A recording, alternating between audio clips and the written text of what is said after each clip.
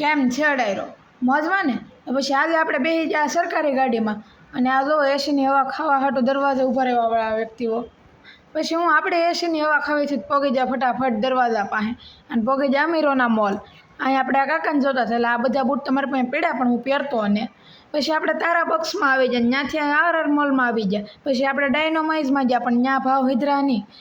હવે આપણે આવ્યા હતા મશીન લેવા જીમના, એ હાટું જ આપણે અહીંયા આવ્યા હતા. આ મશીન ફાઇનલ સિલેક્ટ કર્યું પણ ભાવ સાંભળીને પછી બરાબર વ્યાજ અને આ જો વરાસાની વેજા વર્તાઈ જ ગઈ હો. કાંઈ નહીં લઈ ઉપર બેસી ગયા. પછી આપણે ઓલી ગરમ ગરમ ચોકલેટ કંઈક આવે ને એવું આઈસ્ક્રીમ ખાધું વીઆર મોલના ટાટા કહીને પાછા સરકારી ગાડીમાં બેસી ગયા. આ જુઓ આપણો તિરંગો કેટલો શાંતિ લહેરાય અને આ જુઓ જગ્યા હાટું બાજવાવાળા વ્યક્તિઓ. પછી આપણે આપણા પેલેસ ઉપર એટલે મહેલ ઉપર આવી ગયા અને ત્યાં ખાવસા ખાઈ લીધા. બાવળના ઠોઠા લેવડાય તો બોડી બિલ્ડરને આખો ઉશ્કી લીધો. તમને દાંત ન આવ્યા તોય કાઢજો.